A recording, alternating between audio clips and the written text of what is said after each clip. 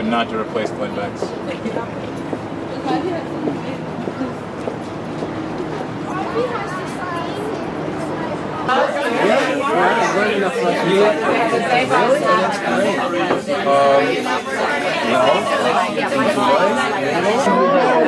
look at both of you.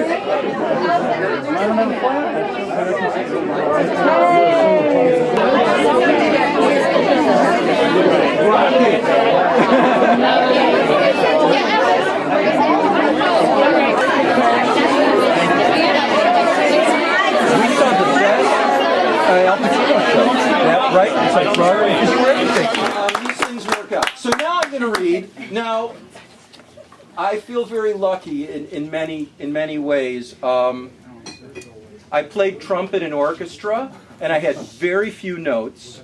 I've been a copywriter in advertising. You write very few words, and I'm a cartoonist. There are not many per word. There are not a lot. But I did write an introduction, so I'm going to read the introduction, and then I'm going to show you a couple of cartoons.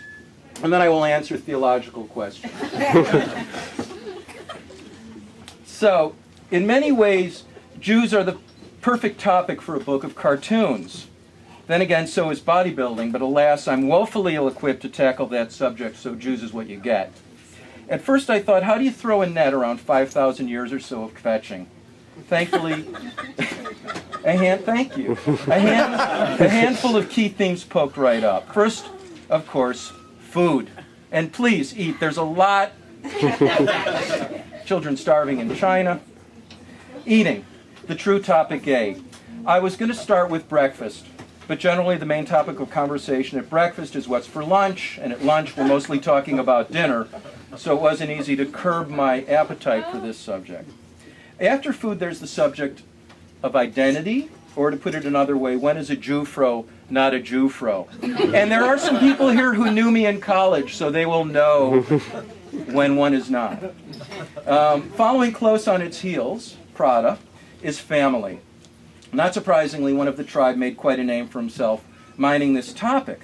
But with all due respect to Dr. Freud, when it comes to family, for Jews, it's way more than whether or not to sit Aunt Sylvia next to Cousin Harold at Josh's bar mitzvah.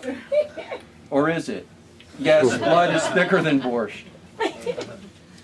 And what is a religion without holidays? And what kind of a religion calls an entire day sitting in a suit in a stuffy room full of starving people who are biblically prohibited from brushing their teeth a holiday? A, the Jewish kind. That's what. On the topic of learning and culture, Jews are a natural. Scientists, orchestra conductors, people who make sitcoms exploring the eschatological significance of babka, and you can look up eschatological in any one of the books in this august and highly intellectually stimulating bookstore. But there I go thinking of food again. Finally, see, I told you it was short.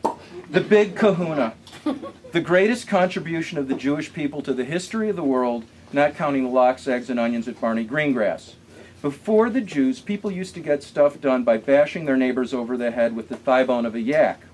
Once the Jews hit the scene, a far more lethal, subtle, and dare I say it, delicious form of behavior modification took control. The silent sledgehammer, the neutron bomb of child rearing, guilt. Well, that's about it. I'm getting hungry, and I've got to get back to my bench presses, so enjoy. Now, my friend Marina, my